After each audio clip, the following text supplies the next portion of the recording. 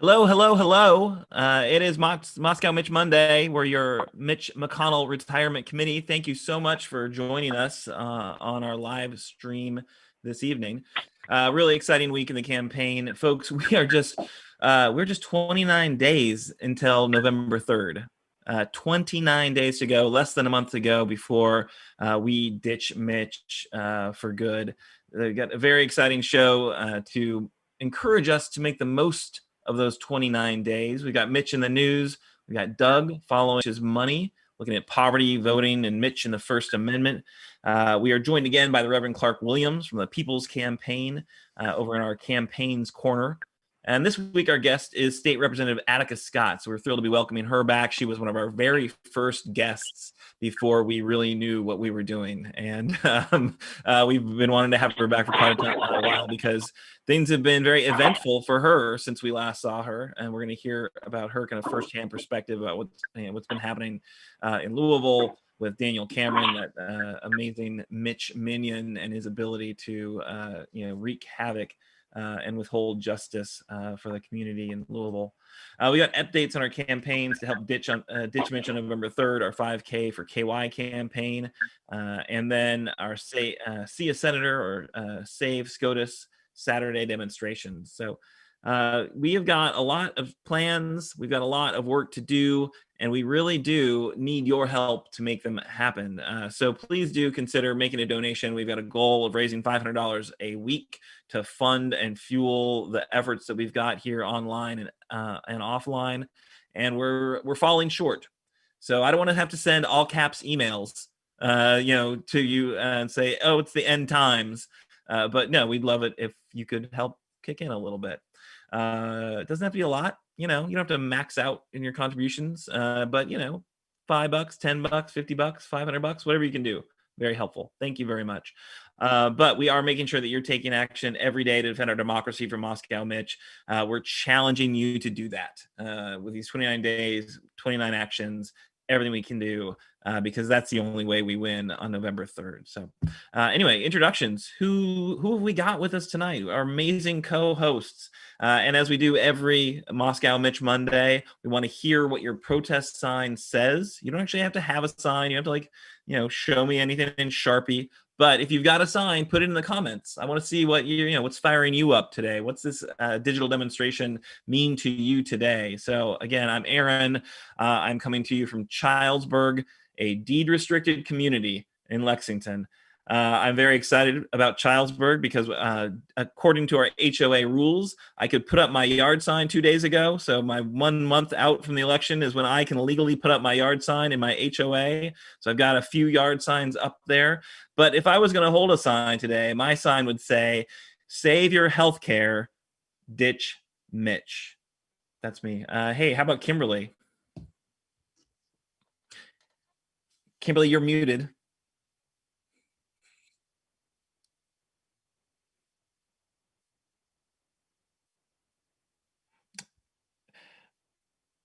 Kimberly. There you are. It's not a Moscow Mitch Monday unless Kimberly's not on mute. What is that? I bring the excitement. So just want to say that I represent Louisville, Kentucky, where also State Representative Attica Scott resides. So, Black Girl Magic. And also, I just got this. It just came in. It just got here. Michelle Obama's necklace. I ordered it in sterling silver. I'm going to wear it every day. And this is my sign. Vote, vote, vote. Fantastic. That is so great. Good evening, Kimberly. Thanks so much for joining us. And now, heading to Frankfurt. What's up, Nate? Hey, Aaron. Hey, Kimberly. And hey, loyal listeners, watchers, viewers. I guess we're both audio and visual. This is Nate Orshan broadcasting live from Kits and my lovely home here in South Frankfurt, Kentucky. And I have significant necklace envy, Kimberly. Significant, but somehow I'll get through it. And, my sign. So if I had a sign, here's what it would say. It would say, millionaires for Mitch, and taxes on the rest of y'all who aren't righteous enough to be rich like us. I'm always skeptical of whether or not Nate's signs would actually fit on a standard poster board. But I do like that message. Wordy, but it's nice. All right. So Mitch in the news. Let's cover what's been happening with Mitch in the news, because he's always in the news. Most important, Republican senator in Washington D.C. The media does cover him, and I think we got big news coming our way from Kimberly. Yes, last week, remember we discussed the new SCOTUS nominee, which is Judge Amy Coney Barrett. Mitch drops everything, and I mean everything, to put her on track to hearings, and that is what we don't want. And ultimately, confirmation before January, which is so unfair. No matter what happens in this election, the turnout, no matter what, okay? When the White House announced this judge, they created a super spreader event.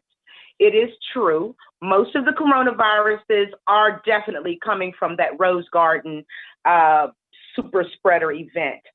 The event was a corona's hotspot, and now Trump, Melania, Senator Mike Lee, Kellyanne Conway, Senator Ron Johnson, Senator Tom Tillis, former New Jersey Governor Chris Christie, and also today, White House press secretary also has the coronavirus. All of them were there at the super spreader event. The karma is significant here. Now, there is a question, okay, of whether Mitch McConnell will have the votes that he definitely needs to ram this Supreme Court nomination through. He's suspending floor votes while the coronavirus works its way through his caucus, but it is allowing committee work to continue. So the Judiciary Committee, chaired by the huge hypocrite, Lindsey Graham, crying, whining Lindsey Graham, like literally tears Lindsey Graham. Can he hold the necessary hearing for Judge Amy Coney Barrett? I doubt it. I doubt it seriously. Have to wait and see. Awesome. To you, Nate.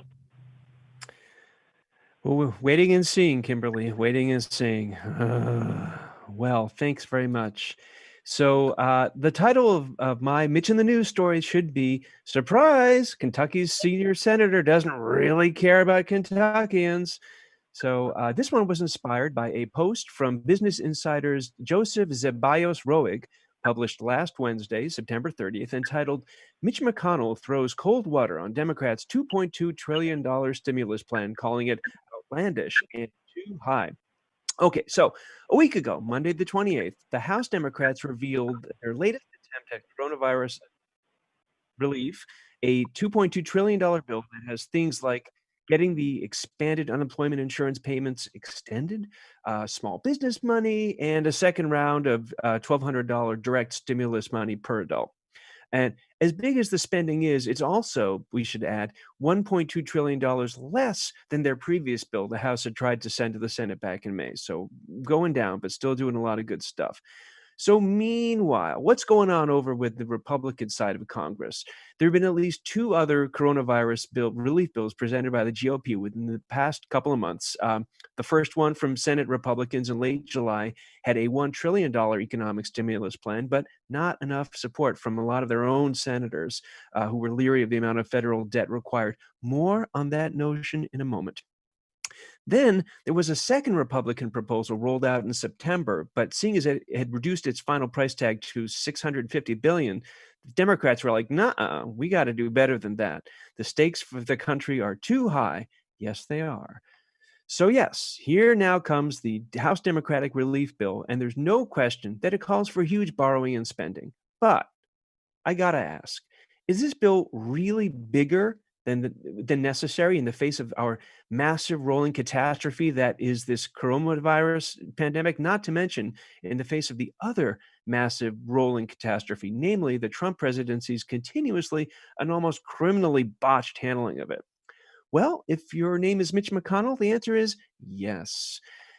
As quoted in that Business Insider article, quote, the latest bill from the Speaker Pelosi is no more serious than any of their political stunts going back months.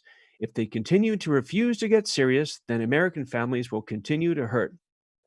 Wait. What was this about political stunts and getting serious?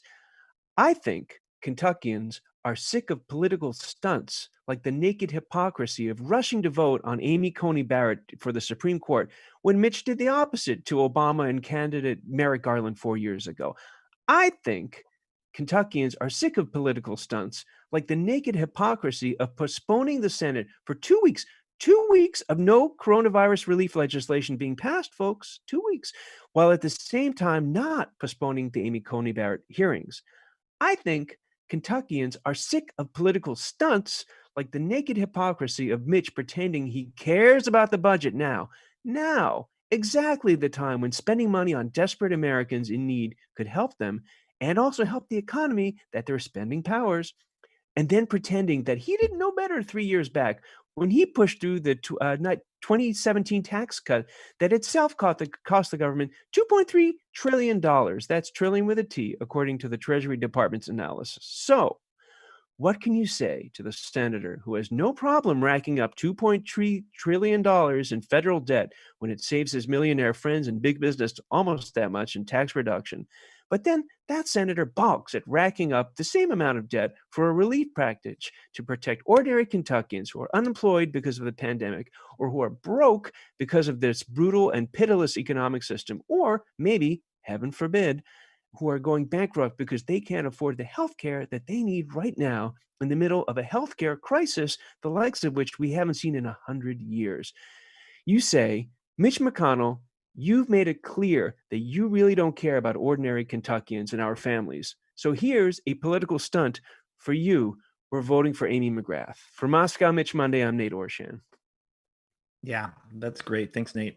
So here we have, one more in a sea of examples of Mitch McConnell's stark hypocrisy. Just remember, Kentucky, unless you are a young conservative judge, Mitch does not care about you. Well, okay. Maybe if you're also a multimillionaire and you can make $25,000 contributions to his PACs, or unlimited dark money contributions to his PACs, then he probably cares.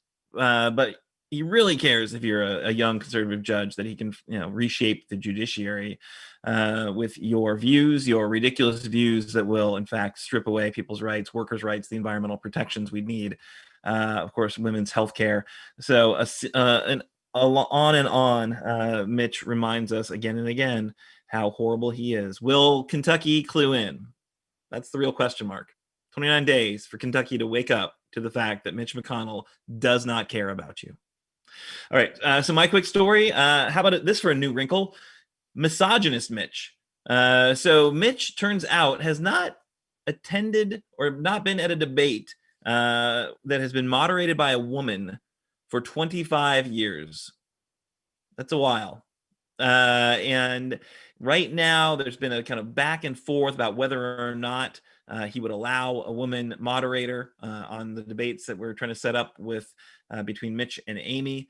And we've finally got a debate, but Mitch would not agree to a debate moderated by a woman. So he refused the KET debate that would have been moderated by the wonderful Renee Shaw. I'm a big fan of hers. He rejected WKYT's debate unless they dropped the female co-moderator.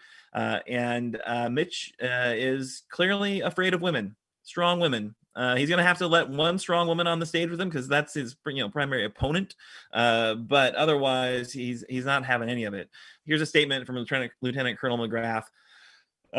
When working with media organizations and Mitch McConnell's campaign to set up the debates in this race, I felt it was important to include moderators that reflected our electorate. Additionally, I felt it was important to give every candidate who qualifies a place on the debate stage.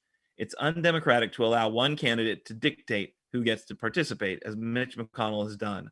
However, McConnell will not concede to debating with a female moderator or to including Libertarian candidate Brad Barron, who by standard measures qualifies to participate. So if you remember, initially Mitch had challenged Amy to Lincoln Douglas debate, which would be no moderator. So that he would love that one because then only just one powerful woman on the stage. Amy said yes to that, but it turns out Mitch didn't really want it. It was just some sort of dramatic ploy, I suppose. But the fact that he doesn't want Brad Barron on stage as well, the libertarian, that's because there's a lot of very conservative people who probably wouldn't vote for Amy McGrath, but could vote for a libertarian. Which of course would peel away support from Mitch McConnell, which is kind of as good as half a vote for Amy McGrath. So he gets it. We get it. We've been pushing on this, and it's look, I'm not a libertarian, but anything that helps make it more likely that Amy gets the highest vote count on November 3rd is fantastic. So very quick point though, just to you can call me crazy, like, oh, there's no way that Mitch hates women. One more element to that story: he did not pay his respects to Ruth Bader Ginsburg. So she was lying in state, the first woman in history to lie in state at the U.S. Capitol. And not only is he rejecting her dying wish to be replaced by the new president, he couldn't even honor her while she lied in state. Mitch works at the U.S. Capitol. He did not have to, plan a big trip to do it. All he had to do was cruise by on his lunch break and, make a showing of caring at all about this woman, which of course he couldn't even do that. So that's Mitch. That's what we got. And folks, that's Mitch in the news. Next on, we're coming into Campaigns Corner. Very excited to have back with us Reverend Clark Williams with the People's Campaign, and talking a little bit about his campaign efforts. There are no more Mitch canvassing and some other wonderful ads. So welcome, Reverend Williams. Thanks for having me back. Absolutely. So the People's Campaign, really exciting, kind of good progressive voice, doing smart political advocacy and electoral advocacy all across this Commonwealth. And one thing that I wanted to highlight, if you don't mind, is your ads. You do some incredibly, I think, creative, smart ads.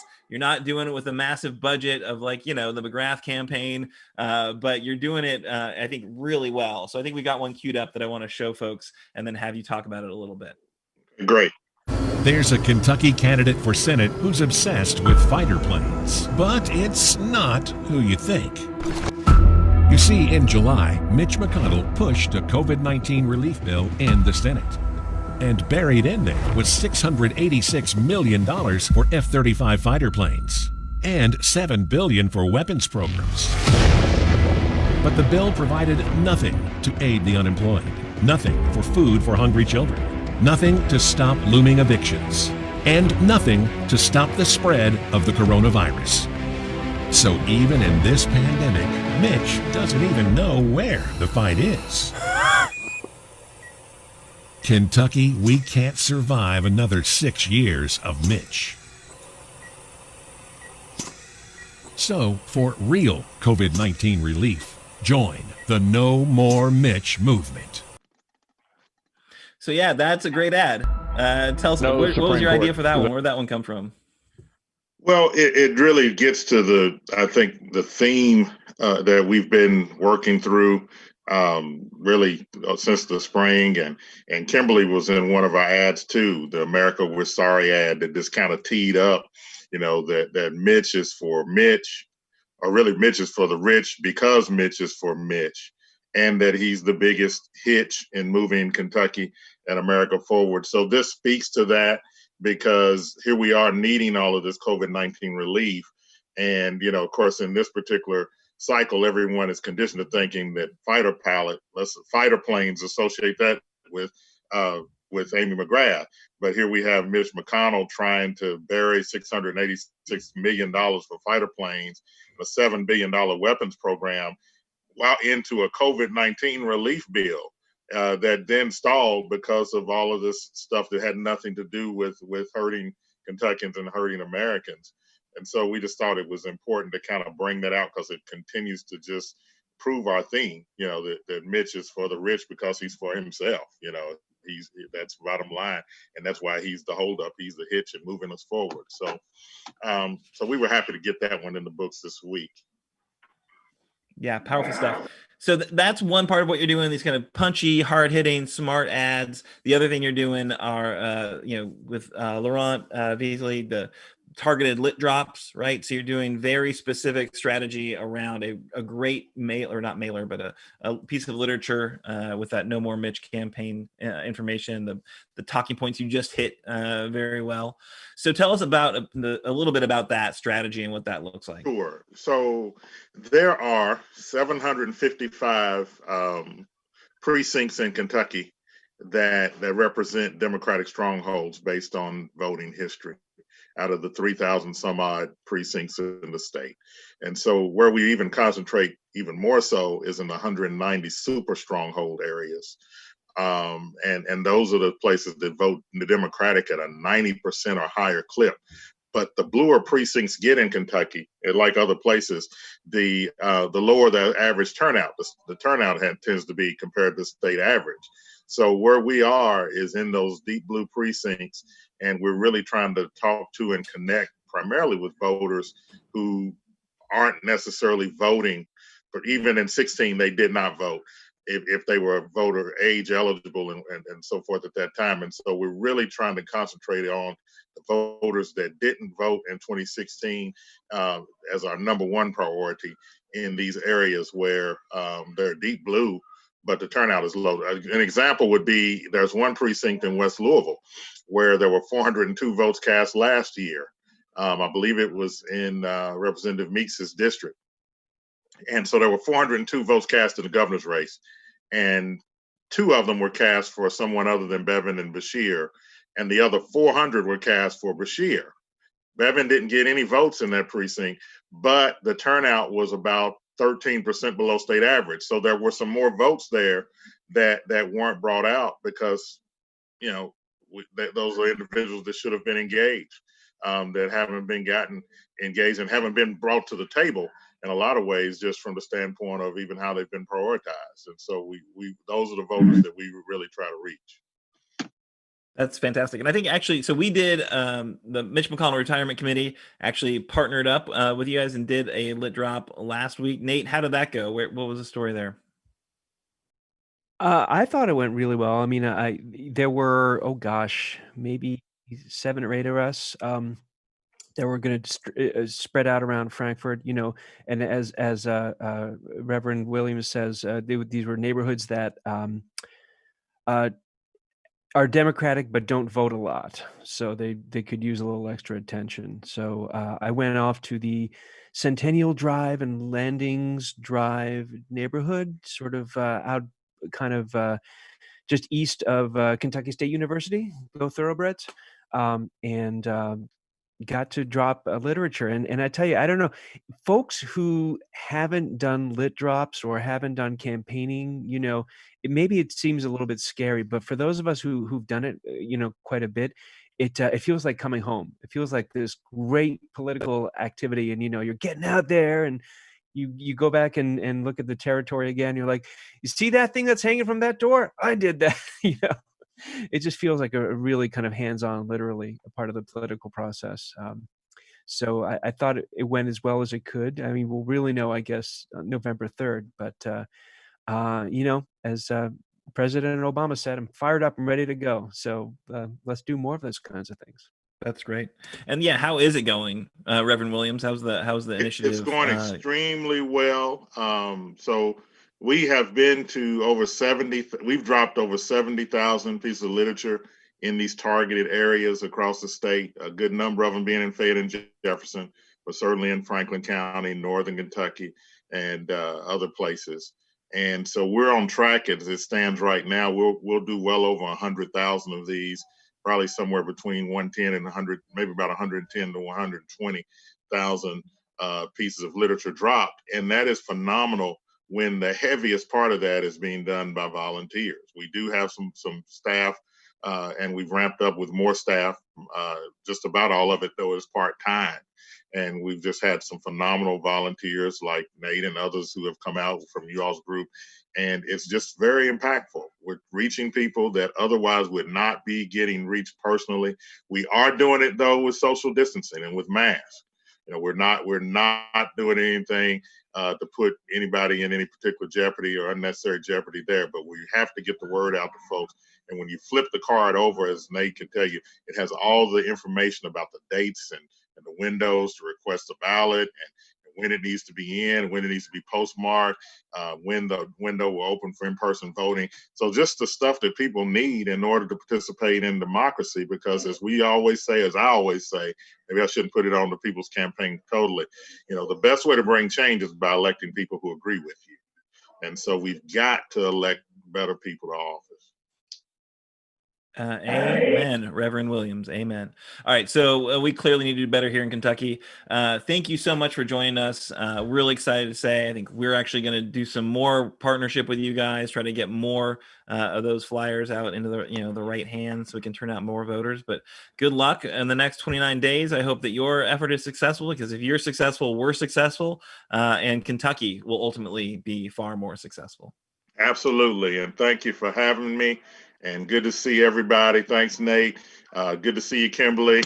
And certainly we're going to be supporting Representative Scott as well with this Breonna's Law and everything that she's doing. Fantastic. All right. Well, have a great evening. So our call to action tonight is to join us, right? So we have got a goal of making sure that we're turning out at least 5,000 voters to the polls that otherwise would not have done it. We did actually a big push to do voter registration. We reached out to more than 5,000 people to try to get new registered voters. And now we have a couple of other kind of facets to that. We are looking to partner with Empower, a kind of relational app to help build lists of potential voters to make sure they get out and they got a plan. Again, this is an election that's challenging, right? It's new. The process is a little bit different. And it's important that people, contact their networks with the information they need, whether that's information about how Mitch fails Kentucky, which we're all about, but then also about how actually to just get your vote in and to make sure that gets counted by November 3rd. So that's going to be something we do with our 5K for KY campaign. Also, we'll do some texting to voters to get them aware and turned out. And then we're also doing some kind of ongoing efforts with campaigns. So we need you. This only works if we get a bigger group of people engaged behind the efforts. So there's a website there. You can go to that bit.ly link, bit.ly/MMRC-GOTV. So sign up. We need you. We're going to put you to work. It's all going to be fun stuff. We're going to train you on how to do it. We're going to make you a kick-ass democracy activist so we can get rid of Mitch on November 3rd. So who doesn't want to do that, right? And a really cool thing, we are actually going to be doing a phone bank on Thursday. So progressives for Josh Hicks, 5 to 7 p.m. We're going to be calling, smiling and dialing. If we get a big enough turnout, I'm pretty sure that Josh Hicks will actually, show up on our Zoom and give us a quick, briefing about his campaign. So that would be cool. But I don't think if it's just the faces you see on this show, that's not going to do it. We're going to need more people to sign up and help out. So Thursday night, 5 to 7, clear your schedule, go to our Facebook page and RSVP. And then on Sunday, if you got fired up by, Reverend Williams and the great campaign that he's working on with the People's Campaign, that No More Mitch effort, join us. So we're going to do that Sunday afternoon. We've got a Facebook event up there on the Facebook page. So join us there. So lots of stuff happening, but it's only going to happen if you join us, right? Again, so bigger mobilization, more bodies means more democracy, means more of a chance that we can get rid of Mitch. So that's call to action. All right, and then coming up next is our fantastic weekly segment with Doug Price, doing the research, bringing us the facts, and following Mitch's money. I would certainly be in favor of allowing states to use the bankruptcy route. Good evening. Tonight I want to talk about Mitch and the First Amendment, the poverty level in Kentucky, and the voting level in Kentucky. A couple of months ago, I bought Mitch's autobiography, The Long Game. The cost was only $5.65, so perhaps I only contributed less than $1 to his net worth of over $40 million. One of his proudest achievements was to support and take advantage of the Citizens United legal challenge, which essentially determined that giving money to politicians was freedom of speech and protected under the First Amendment. Mitch writes about the First Amendment and how the Founding Fathers of the Constitution wrote the First Amendment because they believed that even with all of the excesses and offenses that freedom of speech would undoubtedly allow, truth and reason would triumph in the end. In another part of the book, he notes, to put it simply, enacting limits on what people can spend in an election ultimately limits the very discourse the First Amendment was designed to protect. Do you think the Founding Fathers would approve of his analysis? I do not. I think they would be repulsed by his interpretation. There is no question that Mitch has and continues to take advantage of the freedom of speech that allows money to come to him, but in my opinion, at the detriment of we the people. In an earlier segment, we established that in order to be able to meet with Mitch, you must be at a donor level of at least $25,000.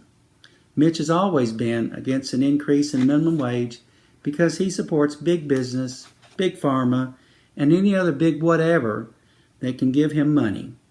He listens to those who talk to him with money, but what about his constituents? The federal minimum wage is $7.25 an hour, and the federal poverty level computes to $6.13 an hour. How many years would it take for someone making the federal minimum wage to be able to save up enough money to talk to Mitch? Almost 800,000 people in Kentucky, 800,000, are classified at the poverty level. That is 18% of the Kentucky population. Mitch has been their senator for almost 36 years. But has he helped them? And oh, by the way, guess how much Mitch makes an hour? $1,000. How can we cure this? We must vote. Check out our Facebook page or go to the Kentucky Secretary of State's website at sos.ky.gov. You will find information on how to register to vote and the various ways in which one can vote during this pandemic election. According to the State Board of Elections, as of August 23rd, there are 3.3 million registered voters in Kentucky. Also, it has been reported that as of January 2020, there were 3.4 million people registered to vote. The explanation seems to be that over 100,000 people were removed from the voter rolls due to several reasons.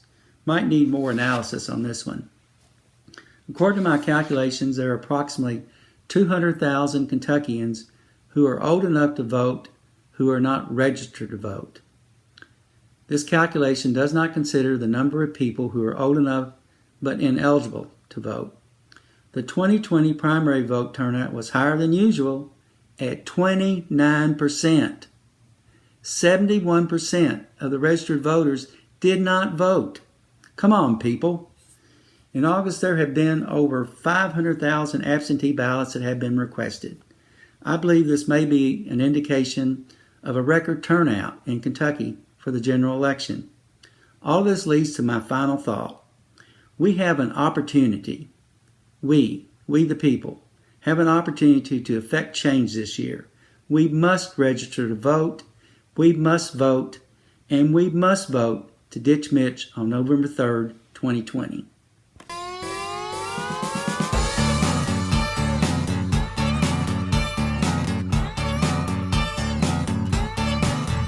Make your money and go. Make your money and go. Take your money and go. Make your money and go. Make your money and go.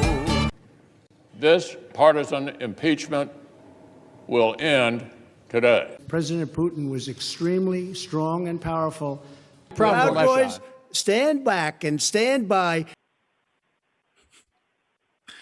Oh, Doug Price. So, anytime Mitch gets to wrap up his political corruption in the First Amendment, that's what you call a win-win for Mitch McConnell, right? If he gets to have some like highfalutin legal idea that he can, allow him to take boatloads, just truckloads of cash from his political, it's corruption. It's legal. It's legalized bribery. It's corruption. It's how Mitch McConnell does business. And thank you so much for exposing a bit more of it for us, Doug Price.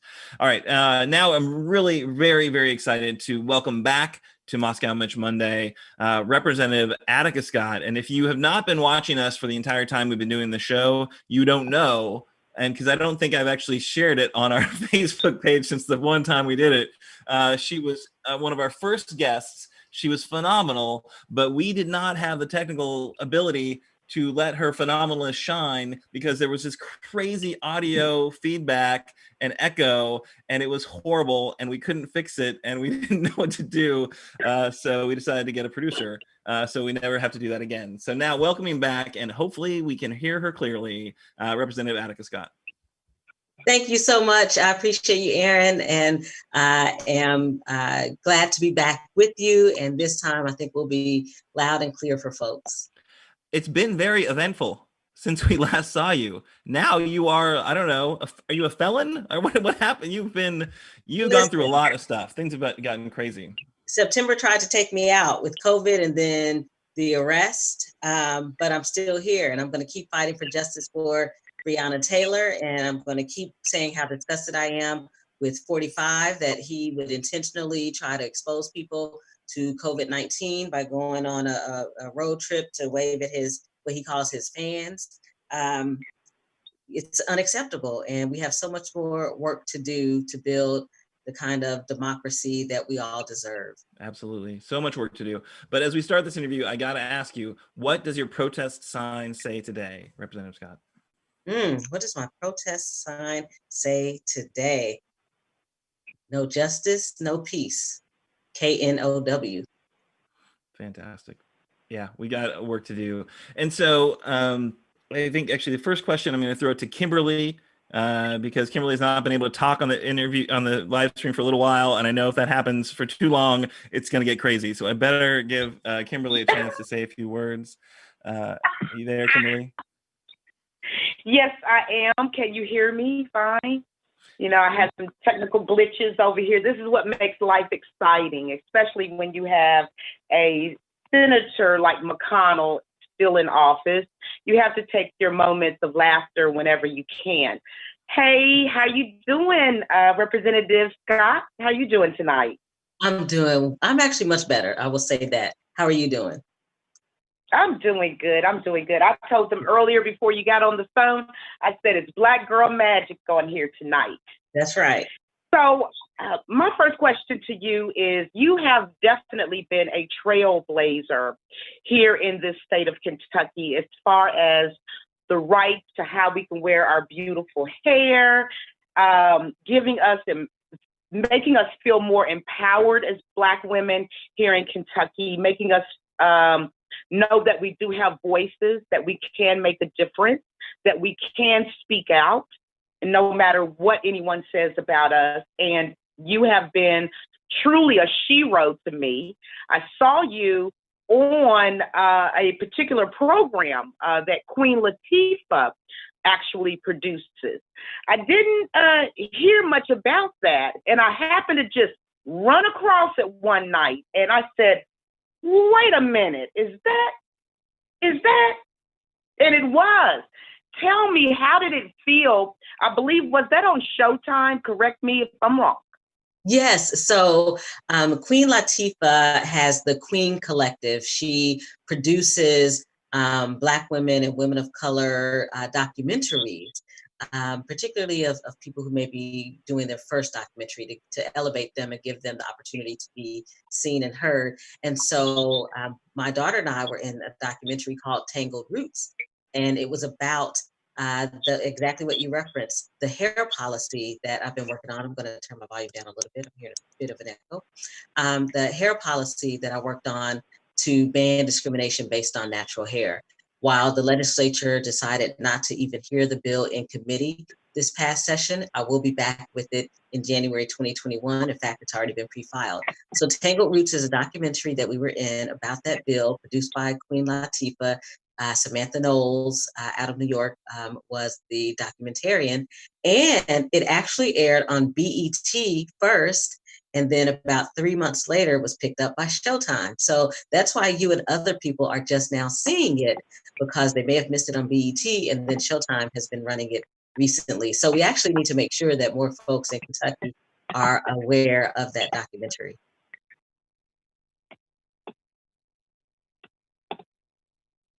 I agree. I agree. I agree 100%. And just thank you so much. You were so humble, because I would have had it everywhere on social media. Everybody would have known that I was on something with Queen Latifah and I was on BET and Showtime. So I commend you on being very humble about it. Thank Right. you. Thank Yeah, you. you couldn't have shut me up about it. Like, really, I'd be all I over feel like the Facebook everybody page. would know, right? Right. It's totally true. All right, and our next question comes to you, Representative Scott, from Nate, who's currently on mute. So I want to just make sure that he knows to unmute before he asks his question. Thank you. I was launching into my soliloquy right there, and then realized. So Representative Scott, first of all, you're my shiro too, and welcome back. So delighted that you're able to join us. Thank you. So I'm really interested in sort of it's almost like a unicorn. It's the kind of person who might still be on the fence, about Mitch. Sort of they're teetering. They're not really strongly for him, not really strongly against him. Seems like almost a mythical creature. But I'm wondering if you've ever come across a Kentucky voter like that, and whether you thought it might be worth your time to try to persuade them away from supporting Mitch. That's an amazing question, particularly to me as a Black woman, because I get people who live where I live here in West Louisville, or who have been out on the front lines for justice for Breonna Taylor, who are definitely clear that Mitch has to go, but they're also very clear that Amy needs to chart a much stronger path toward racial justice. And so, what I talk to people about is, how can we work to get her along that path, along that journey? For me, I'm very direct and honest and clear about that. Like, you cannot arrest me and my child. You cannot, for 130 days, tear gas people and use militarized equipment against them, and then expect us to support people who've basically been silent about that. And so what I say to people is, let's push her to be the candidate that we can support. And I believe that's possible. We have less than a month away from Election Day, and people have been doing that work of really stepping up and saying, this is what we're crying out for. This is what justice looks like for us, that we cannot keep having the foot of government and law enforcement on our necks. And we need to know clearly how you're different from McConnell. I'm clear about it. So when I talk to people, I'm very clear. There's some clear differences. I actually am not talking to anyone who is on the fence about thinking about voting for McConnell, to be honest with you. They just want to make sure that McGrath is centering our cries for justice. And so that's fair. It's as it should be, because over and over again, Black people are asked to take one for the team and cast a vote for people who may not even ever mention us during their campaigns. And we've seen that right here in Kentucky. So, we keep showing up, we keep casting our votes, but we're now at a point that I think everyone can agree that there are a lot more, especially young Black people, who are speaking up and saying, I don't have to give my vote away. You have to earn my vote. And I have to know that once you're in office, that my needs are going to be a part of your platform. So I believe that's where I am right now. I think part of it is, I'm very clear that my energy has to be spent on seeking justice for people who are murdered by police. My energy has to be spent on people who right now are terrified that their utilities are going to be cut off by the Louisville Gas and Electric Company because they were laid off during COVID. My energy is not going to be spent trying to convince someone of our humanity as Black and Latinx people. If I have to convince you that We need someone in office. If we need the person out of office who has allowed children to be in cages or who has allowed families to be separated, then maybe this isn't a time for us to have a conversation. Have that with someone else. That's great. So it is, it is tough, right? Because I think Amy is, this is not her natural space, right? This is not a place where she feels comfortable leading. She's very comfortable talking about, foreign, security issues, national security issues. She's very comfortable. She spent a bunch of time at the Pentagon as an attaché to the State Department. So she's very excited, I think, about representing Kentucky on international affairs issues. But I think, at least, and I've seen her, and when we had our all three candidates on for the primary, we asked her very point blank about what's her stance on Black Lives Matter and on the movement that we were seeing at that time, and she was very clear that she knows she needs to learn more. She knows she wants to represent these concerns in a way that's authentic, and it wants to learn more. I think so it is. It's not comfortable for her, but I think she gets the need, and obviously she's not going to be putting kids in cages, and she knows to listen to the right people. Whereas Mitch McConnell has very clearly said he will not even campaign ever in the parts of Louisville that you represent, Attica Scott. He doesn't even see those folks as his constituents. So the choice is clear, right? But speaking of Mitch McConnell, obviously your sights have been set, I think, very much so on one of his most heinous minions.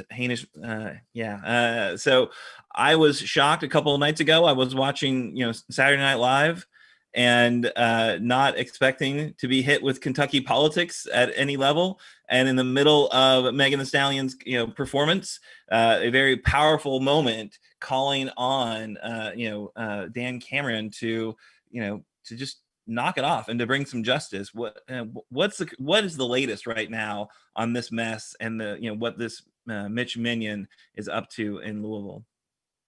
Well, I hope that folks have heard that there's a second grand juror who wants to come public.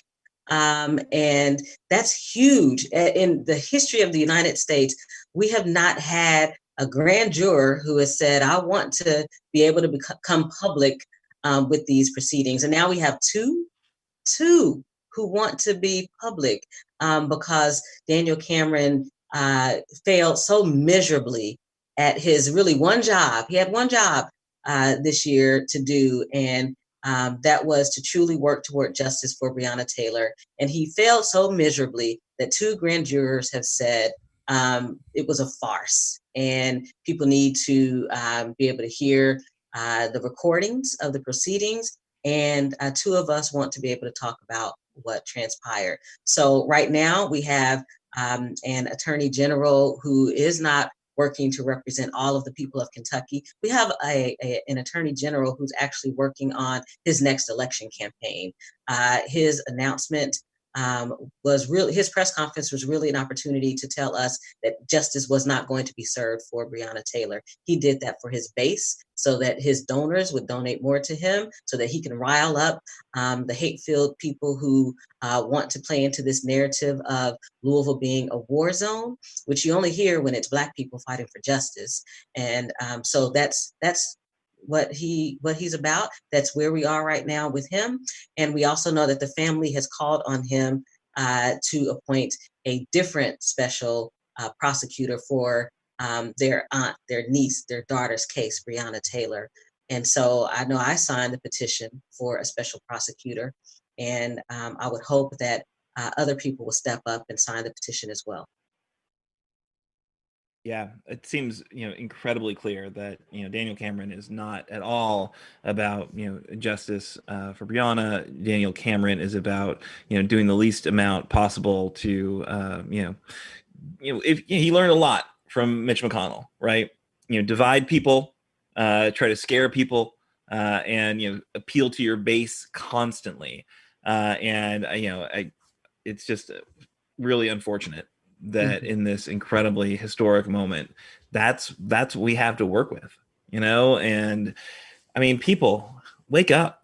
Kentucky politics is not being served by these Mitch Minions.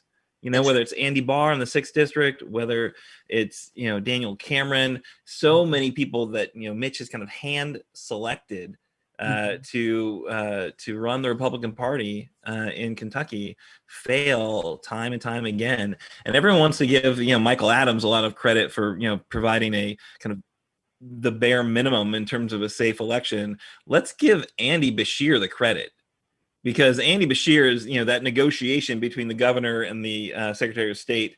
That's what led to an outcome that was, decent, and still lots of problems, right? So Right. in-person voting What, in 8,000 Lexington, ballots spots. in Jefferson County were thrown out? 8,000 Yeah. thrown out. And we celebrated that the election went smoothly. I'm like, to me, that's not a smooth election. Now, people need to know how, their ballots are being treated. People need to have some transparency. They need to be able to cure their ballots. If there are problems, people should not be their ballots should not be thrown away unless there was no way to get to the clear, intent of the voter, and giving people an opportunity to clarify their intent. And that is clearly, that we've got, again, 29 days. Let's make sure every vote counts. Figure out your plan. Today was the last day to check your registration, so I hope everyone did that, and make sure that you know where you're registered, and make sure that you got a plan to vote, because if you can request your absentee ballot, which you can then either mail in. Of course, we do know there's been some challenges with the mail, so make sure you mail it early if you're going to go that route, or you can drop it off. How are you going to be voting, Attica? What's your plan? So I was actually just looking at my absentee ballot. Folks have until this Friday, October 9th, to request their absentee ballot. So please get on that. I mailed it in last time. I still want to support the Postal Service. And I also know that I want my vote to be counted. So I may very well put it in a drop box. As y'all know, I had COVID in September, so I'm not interested in going into an actual physical location to vote. No. Yep. I've got mine right here. I've not filled it out yet. I'm very excited to do so. And I don't know. I think I'm going to put it in the drop box as well. I might stick a couple stamps on it and then put it in the drop box. Just so, I love the Postal Service, but I am also way too nervous about this election to leave anything to chance. That's right. That's right. Because the opposition is going to find every single way it can to steal this election. So we don't need to hand it to them. And I get so conflicted, right? Because at least in Fayette County, where I vote, the person in charge is theoretically a Democrat, right? But he seems to not be that committed to fixing the system. The last time was a mess, and didn't. So I mean, not all Democrats are awesome. Just to be clear, there. Well, that's a whole other conversation.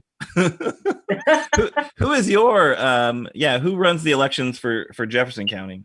Bobby Holtzclaw. She's a Republican. She has a lot of Democrats who work with her, though. So they've been doing a good job of pretty much holding her accountable over the years.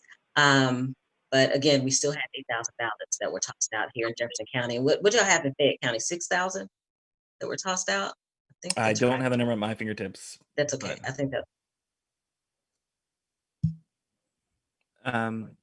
So one quick thing on this upcoming election, obviously it's really important that every vote counts, because at the end of the day, it could be an incredibly close race. And, if we do our job, it's going to be close, right? Mm-hmm. So any final thoughts you got to leave people with, Representative Scott, what are you telling people about, the importance of their vote, or about what they need to do to get out there?